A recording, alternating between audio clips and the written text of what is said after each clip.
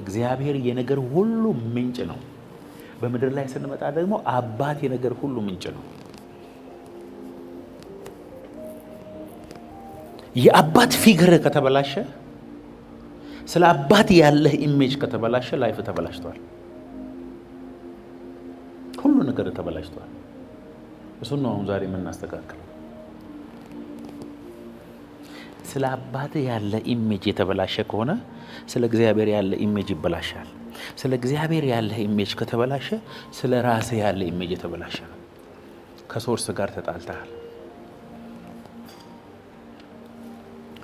አንድ ንስር ነች አሉ። የንስር እንቁላል ተገኝቶ ከዶሮ እንቁላል ጋር አብሮ አስገቡትና ዶሮ 21ኛ ቀን ላይ ስትፈለፍል ንስሩም ከጫጩቶቿ ጋር ተፈለፈለች። ስለዚህ ንስሩ የሚያውቀው ዶሮ መሆኑን ነው። እያደገ ሲመጣ ቁመቱ ከነሱ ይበልጣል። ጡንቻው ከፍ ያለ ብረር ይለዋል እና ለምን ትልቅ እንደሆነ ለምን መልኩ እንደተለየ ሁሉ ጊዜ ጥያቄ ነው። ምንድነው አንተ ልጅ አባትን አትመስልም ሁኔታ ይሉታል። እና አንድ ቀን ሌላ ንስር አሞራ መጣ እዛ ሰፈር እና ከላይ ወርዶ ሲያርፍ እሱን ይመስላል። ምን ሰራለህ እዚህ አካባቢ አለው። እዚህ ነው ቤቴ፣ እዚህ ነው የተወለድኩት፣ እዚህ ነው ያደግኩት፣ ዶሮ ነኝ አለው። ኖ ኖ ኖ ኖ ኖ ኖ ኖ የሆነ ስህተት ተፈጥሯል። አንተ ዶሮ አይደለም፣ ወክ ለማድረግ አልተፈጠርክም፣ መብረር አለብህ አለው። ከዛ ወደ ተራራ ላይ ወስዶ ሲገፈትረው በረረ። እውነት ብዙዎቻችን ዶሮ ናችሁ ተብለናል፣ አይደላችሁም ተብለናል። ማንነታችን እንዳናቅ ተደርገናል። ለምን መሰላችሁ? እየዋልን ያለነው ከዶሮ ጋር ነው። ሶርሳችንን አናቅ። ውስጣችን ቢልት ኢን የሆነውን እግዚአብሔር አሳይመንት ሰጥቶ መንፈሳችን ውስጥ ያስቀመጠውን አናምንም። የውስጥ ያለውን ድምፅና ጩኸት አፍነን በአካባቢያችን ያለውን ብቻ ነው የምናየው። ማን ስለሆነ እንትና እንዴት ሆኖ እነገሌ ሳይሆኑ እኔ ማን ስለሆንኩ ነው መሆኑ የሚል ከሆነ ክልል እንዳናልፍ የሚያደርግ እዚህ ውስጥ የተቀመጠ ግርግዳ አለ። ልዝለል ስትል ቁጭ በል የሚል አሁን እሱን ግርግዳ ነው በመዶሻ ሰባብረን እግዚአብሔር ያየልህን እንድታይ እንዲያደርግ። The Father from whom all things come. Everything begins with the Father. የቤተሰብ ስትራክቸር የሚጀምረው ከአባት ነው። አባት ፕሮቫይደር ነው፣ መጋቢ ነው። ምግብ ማምጣት አለበት፣ ፋይት ማድረግ አለበት፣ ቤተሰቡን ፕሮቴክት ማድረግ አለበት። የሚያስፈልገውን ነገር ሁሉ ሄዶ ከየትም አምጥቶ ቤተሰቡን፣ ሚስቱን፣ ልጆቹን ማኖር አለበት።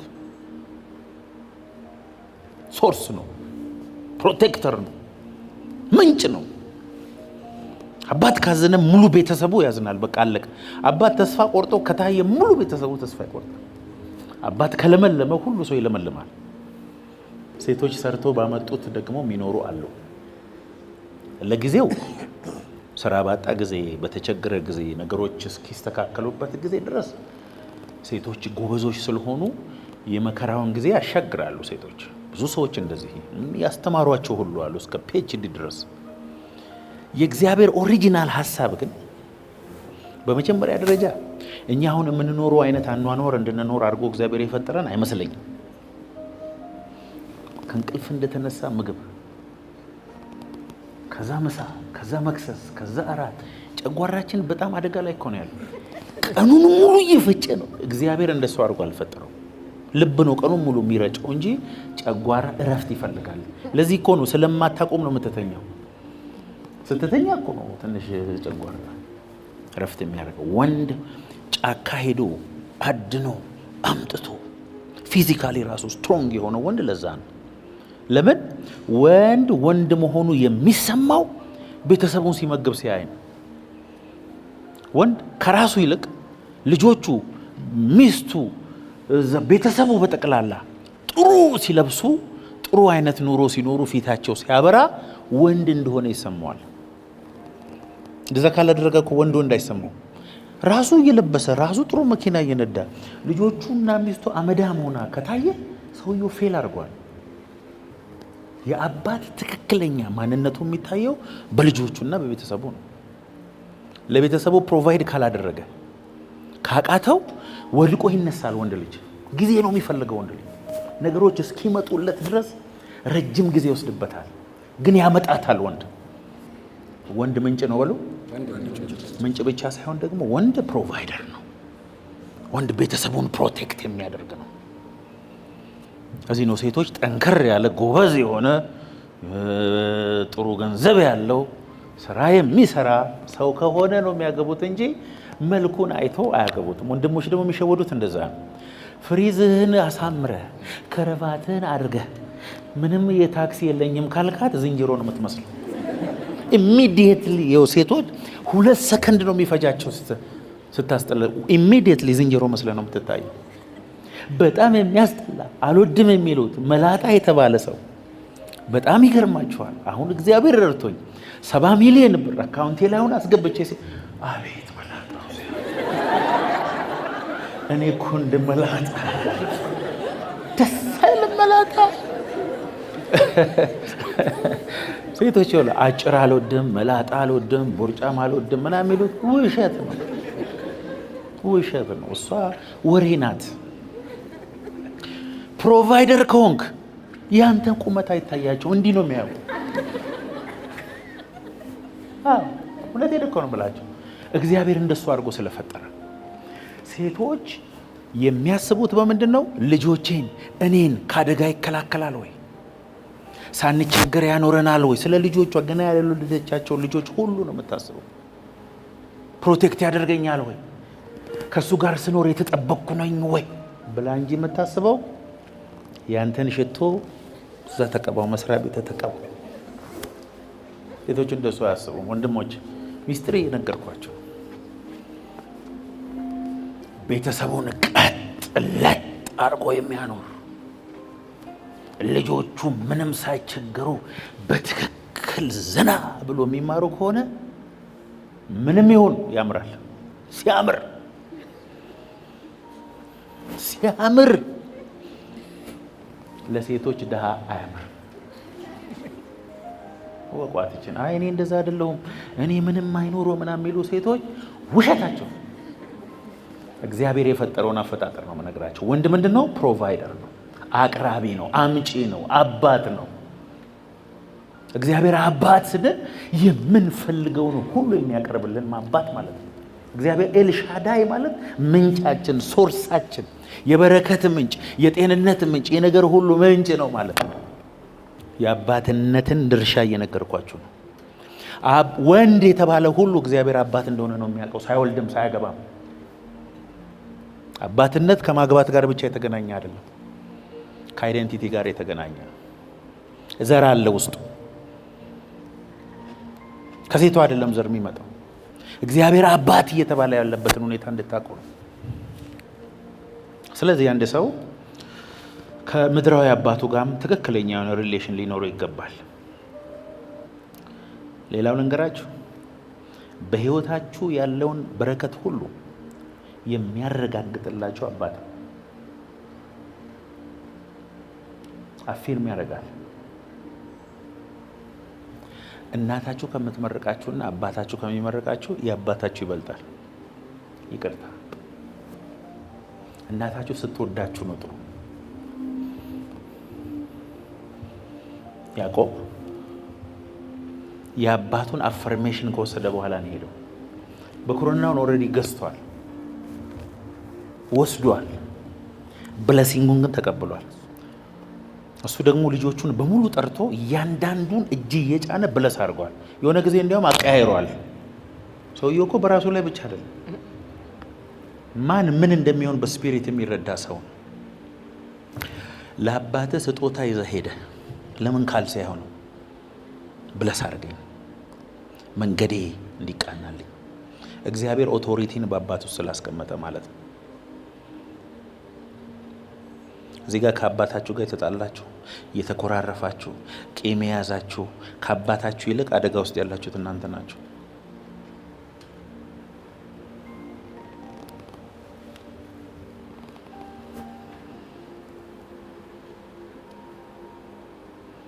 ዘፍጥረት 27:26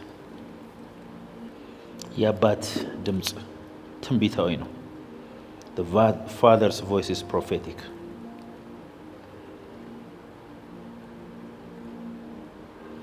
ብዙ ሰዎች ህይወታቸው ፌል ያደረገው የአባት አፈርሜሽን ስለሚያስፈልጋቸው ነው።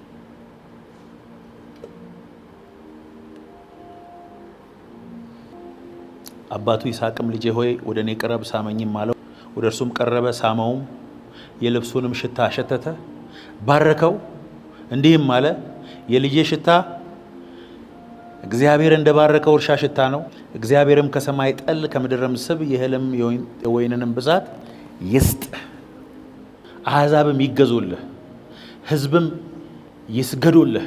ለወንድሞችህ ጌታ ሁን፣ የእናትህም ልጆች ይስገዱልህ። የሚረግምህ እርሱ ርጉም ይሁን፣ የሚባርክህ ብሩክ ይሁን። አባቶችንም እኮ በአዲስ ኪዳን ልጆቻችሁን አታስመርሩ ይላል። አሁን ስለ ምድራዊ አባት የማስተምራችሁ ስለ ሰማያዊ አባትን በደንብ እንዲገባችሁ።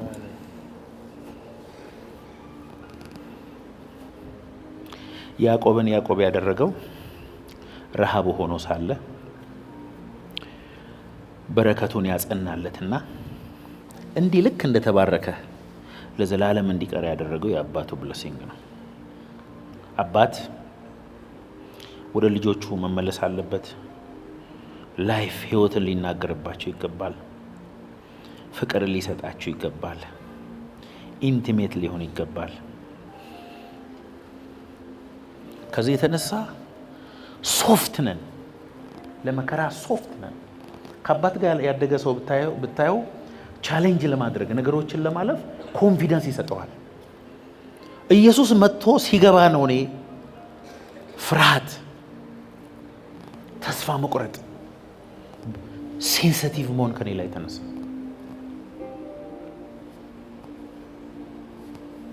መጥቶ ግጥም ያደርገዋል።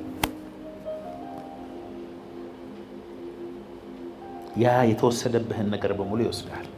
ኤፌሶን 3:14 ስለዚህ ምክንያት በሰማይና በምድር ያለ አባትነት ሁሉ ከሚሰየምበት በፊት እንበረከካለሁ። ተመልከቱ። For this reason, grasping the greatness of this plan by which Jew and Gentiles are joined together in Christ, I bow my knee. ምንድን ነው የሚለው ያኛው? The Father of Glory ነው የሚለው። All families, ፋሚሊ ሁሉ ከሚሰየምበት በአብ ፊት፣ አባትነት ሁሉ ከሚሰየምበት በአብ ፊት እንበረከካለሁ። ጌታ ኢየሱስ እንዴት እንጸልይ ብለው ጠየቁት። በሰማያት የምትኖር አባታችን ሆይ፣ ከአባት ነው የምንጀምረው። ፈቃድ በሰማይ እንደሆነች በምድር ትሁን። Our Father እንግሊዝኛ who art in heaven, Our Father አባታችን ሆይ፣ my provider, my source, my protector. እግዚአብሔርን እንደ አምላክ ማወቅ ሌላ ነው። እግዚአብሔርን እንደ አባት ማወቅ የተለያየ ነው። ዳዲ አባቴ፣ አባዬ፣ አባባ። እናት ሁል ጊዜ ሲርብህ ትሰጥሃለች፣ ስትወድቅ ታነሳለች፣ እንባህን ትጠርግልሃለች፣ ፍቅርን ትሰጥሃለች። አባት እንደሱ አይደለም። እየወደክ እያየ አፍንጫ ከመሬት ጋር እየተጋጨ እያየ ዝም ይልሃል። ከእናትህ ያነሰ ስለሚወድ ሳይሆን በገዛ እግሮች ቆመ እንድትሄድ ስለሚፈልግ። የአባት የእናት አቅፎ መሳምና የአባት በጥፊ ማለት ተመሳሳይ ፍቅር ነው። የሚገባ ስታድግ ነው፣ ትልቅ ሰው ስትሆን። የአባት ከዲሲፕሊን ጋር ነው ሰው መሆን እንዳለብህ። ተመተህ ስትመጣ እሱም ደግሞ ይመታሃል። አባት እናትህ ልጃ ስትል አንተ ወንድ አይደለ እንዴ ተደብድበህ ትመጣለህ ብሎ በጥፊ ደግመሃል። ስለዚህ አይወድህም ማለት አለ። እግዚአብሔር አባት ነው እንጂ እናት አይደለም፣ አያባብልም። እንደ እናትም ሆነ አሳደግከኝ የሚለው መዝሙር እንጂ መጽሐፍ ቅዱስ አይደለም። ጭራሽ እግዚአብሔር የእናት ባህሪ የለውም። እግዚአብሔር ሊያባብል ፍጥፍጥ ስትል ነው እንጂ የሚያየው እግዚአብሔር። ንስር አሞራ ልጇን መጀመሪያ የምትሰራው እሾህ፣ ከእሾህ ቀጥሎ የተሰባበረ ድንጋይ፣ ከተሰባበረ ድንጋይ እንደ መስታወት አይነት እንዳል እያለ ሶፍት እየሆነ መጨረሻ ላይ ጥጥ ነው የምታደርገው። ሳይዙ ሲጨምር ጥጡ ይነሳል። ሳይዙ ሲጨምር እየወጋው ስለሚሄድ ግዴታ ምን ይሆናል? ይወጣል። ከወጣ በኋላ ግን ወደ ተራራ ትወስደዋለች።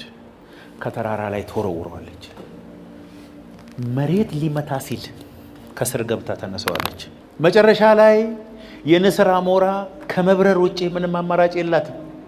የሆነ ጊዜ እጭ ብላ ትበራለች። አንዳንዶቻችሁን እግዚአብሔር እንደዛ እያደረገ ነው።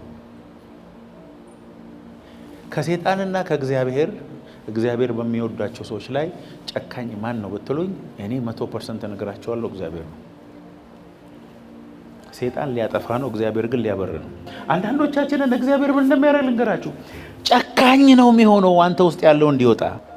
ያሰቃያል፣ ያስለቅሳል፣ መከራ ያብላል። አስባችሁታል? ጌታ ኢየሱስ የጸለየው ጸሎት ተሰምቶ ቢሆን ኖሮ እግዚአብሔር አብሺ ብሎት ቢሆን ኖሮ አባት ሆይ ብትወድስ እቺ ጽዋ ከኔ ትለፍ፣ አታልፍ። የተወለድከው ለመሞት ነው። አባት ሆይ ጦር በዚህ ሊገባ በወንበዴ እጆች አሳልፈ ልሰጠኝ፣ የዓለምን ሁሉ ኃጢአት ሊሸከም። አንዳንዶቻችሁ አሁን ያላችሁበት የህይወት ፈተና የምታልፉበት መንገድ በጠቅላላ እግዚአብሔር ጨካኝ ስለሆነ ሳይሆን አባት ስለሆነ ነው። አንተ ላይ ያለው ዓላማ ከሁሉ በላይ ፈተና ከበዛብህ ከሁሉ በላይ ትልቅ አሳይመንት አለብህ ማለት ነው።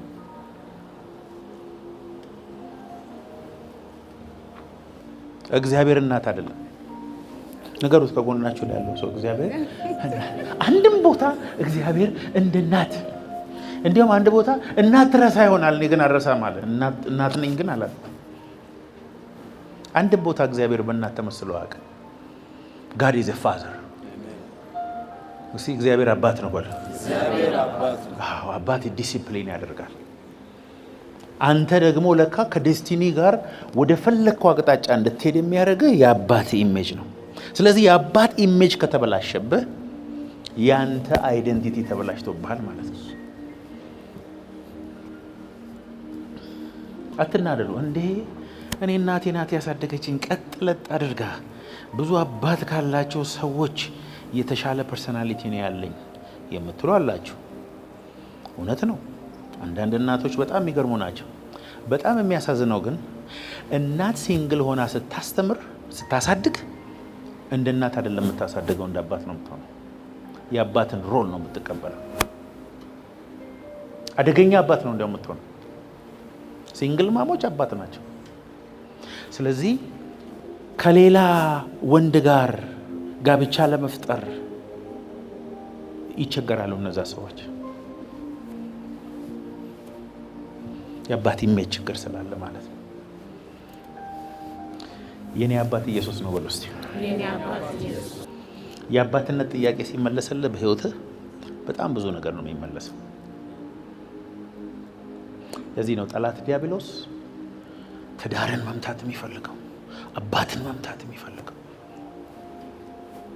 ጸንተህ እንዳትቆም የሚያነቃንቅ።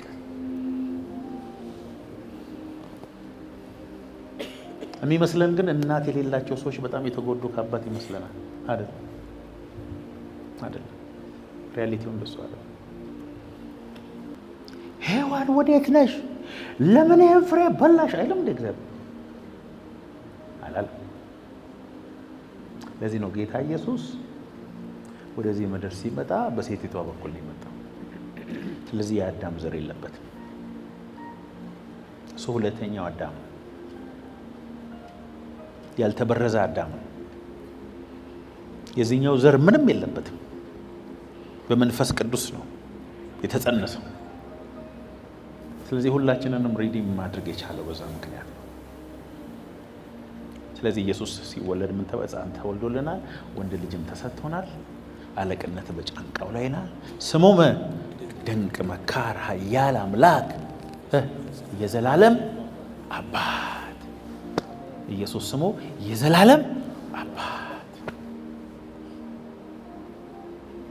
እዚህ ነው ብዙዎቹ የአባት ኢሜጃቸው ሲበላሽ ኢየሱስን እንደ አባትነት ሲቀበሉ ሁሉ ነገር እዚህ ማይንድ ውስጥ ብሎ ይስተካከላል። ከአባታችሁ ጋር የተጣላችሁ ሰዎች ካላችሁ እዚህ ሰካራም ለምን አይሆንም?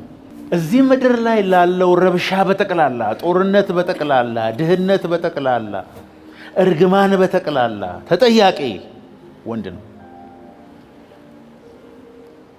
ለቤተሰብ መፍረስ ተጠያቂ ወንድ ነው። 90% ፍቺን ኢኒሼት የሚያደርጉት ሴቶች ቢሆኑ ለመፍረሱ ምክንያት ቤቱን በትክክል ባለመያዙ ምክንያት ተጠያቂ ወንድ ነው። ወንድሞች ላይ ያለው ኃላፊነት ከባድ ነው። ሴት ልጅ ያለ ምንም ኮንዲሽን ትወደዳለች። ሴት ብቻ ስለሆነች ወንዶች ይወዷታል፣ ልጆቿ ይወዷታል፣ መንግስት ይወዳታል። ወንድ ልጅ ካልሰራ እናቱ እንኳን አትፈልገውም፣ ሸክም ነው የሚሆነው። ወንድ ልጅ አቶ ተቸግሮ ማንንም መርዳት ካቃተው የሚፈልገው ሰው የለም። ህይወት ተከብድበታለች። የማዘኛ ጊዜ በድህነት ለማዘን ራሱ ቤት ቁጭ ለማለት መብት የለውም። ወታ አሰራሞኝ ነው የሚባለው። እውነት ውሸት? ሴት ትባላለች፣ ተጓጉላ ቤት መቀመጥ ትችላለች። አያችሁ ተፈጥሮ። ሴት ልጅ ለዛ አልተፈጠረችማ። ሄዳ ለፍታ ፕሮቫይድ እንድታደርግ ስላልተፈጠረች እንዲሁ መወደድ ትችላለች። ቤት ጸውለቱ ባይኖር፣ ቤት ምግብ ባይኖር፣ ቤት ነገሮች ባይኖሩ ተጠያቂው መጀመሪያ ወንድ ነው።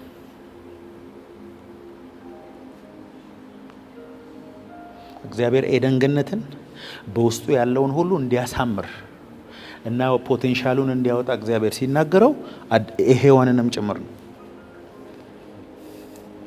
ሚስት ጎበዝ ካልሆነች ተጠያቂ እሷ ሳትሆን አንተ ነው። ሚስት ካላማረች፣ ካልለበሰች፣ ሽቅርቅር ካላረካት ተጠያቂ አንተ ነህ። ወንድሞች እስቲ ተጠያቂ ነን በሉ። ልክ ኃላፊነቱን መውሰድ ለካ ስትጀምር እግዚአብሔር ራሱ የሚያስፈልግህን ነገር ወደ አንተ መላክ ይጀምራል። አሜን በሉ። እኔ ነኝ ኃላፊ፣ ከዚህ በኋላ ለዚህ ቤተሰብ ሰላሙ ተጠያቂ እኔ ነኝ፣ ጸሎቱ ተጠያቂ እኔ ነኝ፣ ለቤተሰቦች ፕሮቫይደር እኔ ነኝ የሚለውን አስተሳሰብ ስታመጣ ነው። ኮምፕሌን ማድረግ ስታቆም ነው እግዚአብሔር በረከቱን ወደ አንተ የሚልከው።